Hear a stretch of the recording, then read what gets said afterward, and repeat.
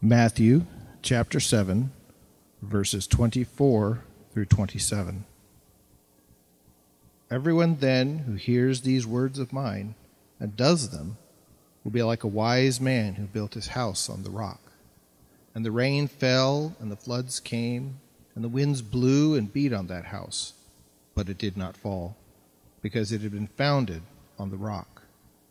And everyone who hears these words of mine and does not do them will be like a foolish man who built his house on the sand. And the rain fell, and the floods came, and the winds blew and beat against that house, and it fell, and great was the fall of it.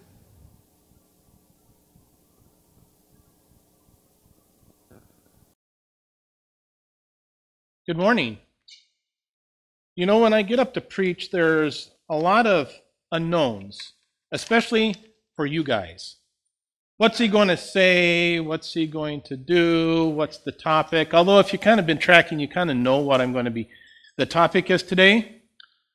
And if you've been around for a while, you probably have a read on my style, what things I like to preach about, that I move around a lot. If you're kind of new here, you might still be working through that, well, he's not like Brian, which is true and good. But there's one thing that we can both bank on about me being up here speaking. It's something that we're both going to rely on heavily. And that's the fact that at some point my speaking will end. There is going to come a point where I say my final words, and that will be it. In fact, that's one of the things that we hate most about public speakers is when we don't know when they're going to end. Will that guy ever stop rambling? And so my speaking today will end. And we're at the same place with Jesus. We've been working through a series on the Sermon on the Mount, and Jesus has been speaking to the people, and we've gotten to the place where Jesus is going to say his final words before he stops speaking. And he has something important for us in these final words. And these are his words, starting in Matthew chapter 7, verse 24. Everyone then who hears these words of mine and does them will be like a wise man who built his house on the rock. And the rain fell, and the floods came, and the winds blew and beat on that house, but it did not fall, because it had been founded on the rock. And everyone who hears these words of mine and does not do them will be like a foolish man who built his house on the sand. And the rain fell, and the floods came, and the winds blew and beat against that house, and it fell, and great was the fall of it. And when Jesus finished these sayings, the crowds were astonished at his teaching, for he was teaching them as one who had authority and not as the scribes. Jesus is saying, when I stop speaking, that is not the end of my message. Jesus' point to us today is when I stop speaking, that is the transition. That is a transition point where you can move from my speaking to something else. And Jesus is telling us there is actually a fork in the road here. Because when I stop speaking, you have a choice what to do. And he says some people will choose to take my words and do nothing with them. And some people will choose to take my words and do them. And he takes some time to make a point that these two paths are very different paths. And so we ask ourselves, why would someone not want to do Jesus' words? I mean, it seems like that's a no-brainer. Jesus told us these teachings, we should follow him. Why would someone not? Well, the answer, of course, Jesus gave us. Just a couple verses earlier, he says, "For the gate is narrow and the way is hard that leads to life, and those who find it are few." Jesus says this way is a hard way, which causes people to decide, I don't want to do it. It's hard for a number of reasons. And Jesus said a number of things that are hard. I mean, we can just think back and we can realize it. Jesus said stuff like, rejoice when you're persecuted. Oh yeah, sign me up for that plan. Do not be angry with people. No looking at a woman with lust. Not even looking at her with lust. Love your enemies. Oh yeah, that one, easy sell in our world today. Oh, and here's the best one. He says, when you do your acts of righteousness, don't tell anyone. Okay, and in our culture of social media and posting everything that happens anytime, anywhere, that's like anti-American, isn't it? So Jesus has told us there's hard things to do. In fact, Jesus summarizes it later for his disciples, and he says, if anyone would come after me, let him deny himself, take up his cross, and follow me. Jesus was very clear that this narrow way was hard. Deny myself. I've got appetites and desires, and they're not necessarily bad. Food and drink and physical intimacy and relational intimacy and those kind of things. But we find they very easily get out of bounds and become obsessions. And Jesus says you need to deny yourself those things. There's things in life that we allow to go to extreme. And Jesus teaches us to deny ourselves those things. The Apostle John would call them the desires of the flesh, the desires of the eyes, and the pride of life. This exalting of myself, this lifting up of myself. I'm bigger, I'm better, stronger, I'm more connected, I'm more networked, I'm more influential, I'm richer. This stuff that we exalt ourselves with. Excuse me. Jesus tells us to deny ourselves those things. Jesus says we need to take up our cross. This is sacrificing ourselves for the good of others. That's the whole point of why Jesus went to the cross. He went to the cross to suffer and to sacrifice for our good. We benefit from that. And Jesus calls us to do the same for others, for me to sacrifice for you. One of the extreme examples of this would be our brothers and sisters who are around the world today meeting in countries that are hostile to the gospel. And so they gather together under the risk of arrest and imprisonment and torture and death. And yet they keep doing that. Why do they do it? Because they know it is good for others for them to do that. They willingly choose to put themselves in a position of risk for the good of others, because God says, I want you to gather together. And when you're together, there is benefit for the group. I gather for your benefit. And so Jesus asks us to sacrifice for the benefit of others.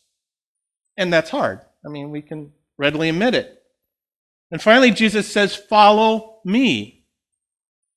Maybe one of the best examples I can think of this comes out of the story of Prince Caspian, Chronicles of Narnia. The Pevenese children are back in Narnia hundreds, if not thousands of years past when they were there the first time. And as they're wandering around the woods of Narnia trying to figure out what's going on and how they're supposed to help and that kind of stuff, all of a sudden Lucy, the littlest one, says, I see Aslan. And the others turn to look and he's gone and they don't see him. And they're like, Lucy, you're just seeing things. She's the youngest and whatever. And they continue on. And as the story goes on, over time, some of the others start seeing glimpses of Aslan. Until finally, Aslan does come to them and they're reunited. And Lucy says to Aslan, I saw you, but the others didn't believe.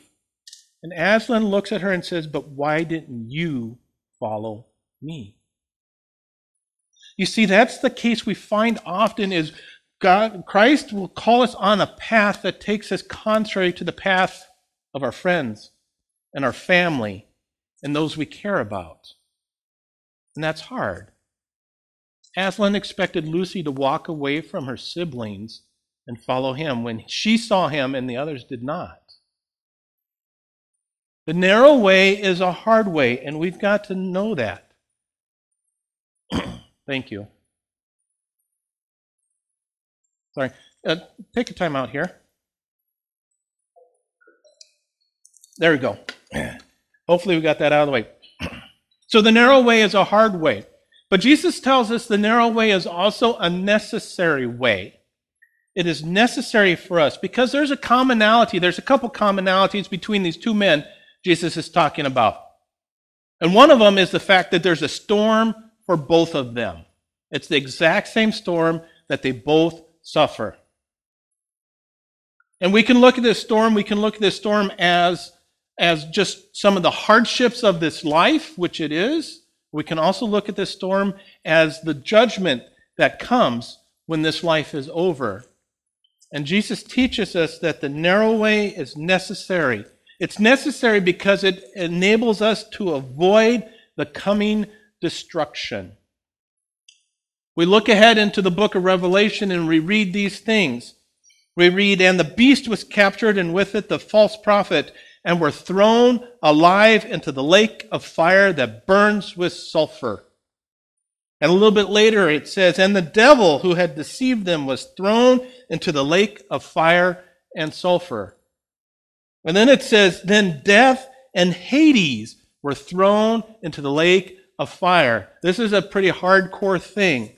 And then finally it says, "And if anyone's name was not found written in the book of life, he was thrown into the lake of fire." See, there is a coming cataclysmic destruction that comes to those who do not listen to God. And Jesus is telling us the narrow way is the way that you avoid this destruction. But it's also the way we avoid loss. You see, the destruction that's coming to unbelievers, we talk about that a lot. Those who reject God and deny Jesus and will not accept his gospel and his salvation, they end up in that destruction. But Jesus also will teach us that there is a loss that comes to people who do listen to God. Because Jesus here is talking about people who have heard his words. He starts out, "Those who hear my words," on both the wise and the foolish builder.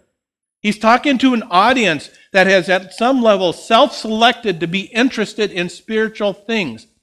They came and listened to a spiritual teacher teach. And he tells us that some will listen and some will not, or some will do and some will not, and the ones that don't will lose. For the one who has, Jesus will say later in Matthew, "For the one who has, more will be given, and he will have an abundance.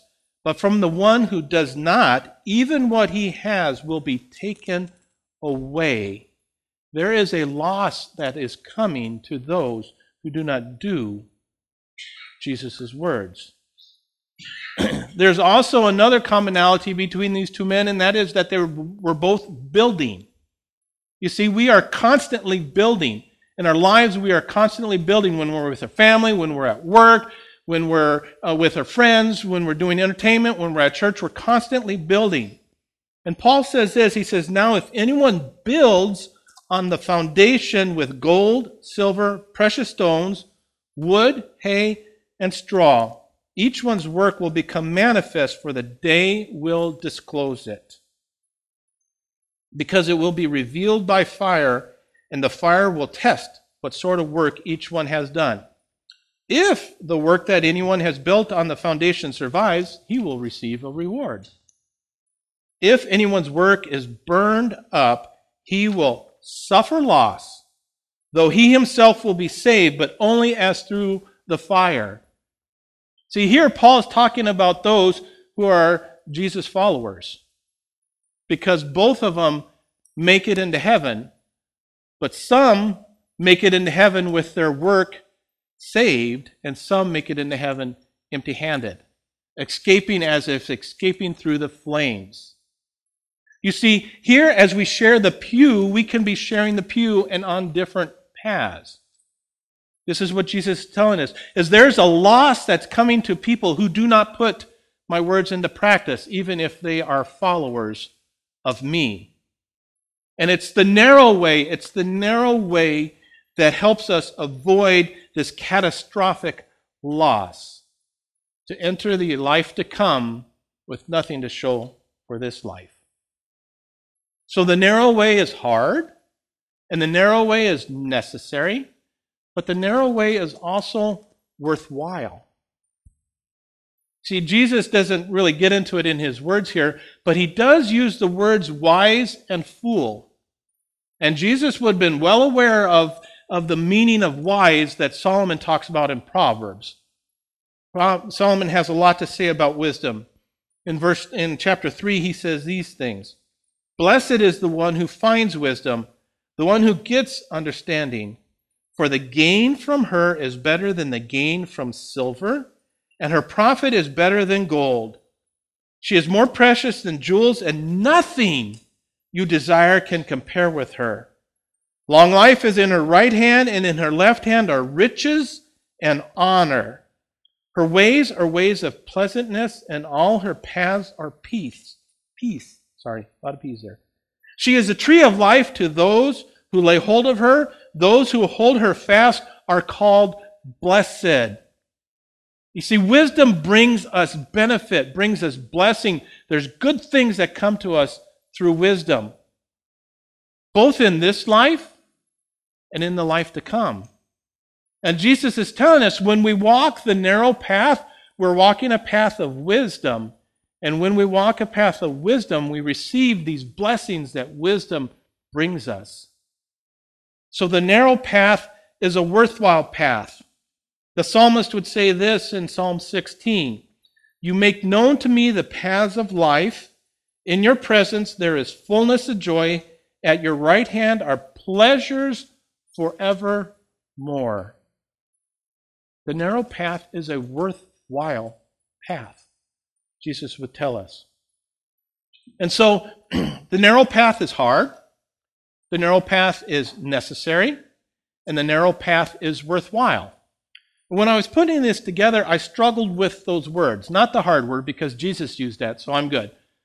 But the necessary and the worthwhile, because although they capture the essence of what I'm trying to say, they don't capture the magnitude. I mean, really, how can I express the extremeness of the destruction that is awaiting those who deny God? How can I express the catastrophic nature of the loss of those who follow Jesus but don't put his words into expression or into action? How can I express the immensity of the joy and the delight that are in the life to come when I have neither seen nor experienced any of those things? It's hard, if not impossible. But there is one who has seen them. Jesus tells Nicodemus, Truly, truly, I say to you, we speak of what we know, and we bear witness to what we have seen. You see, Jesus has seen all those things. Jesus has experienced all those things. And it's why when he got done, the people said, he speaks with authority. Yes, because he's seen it.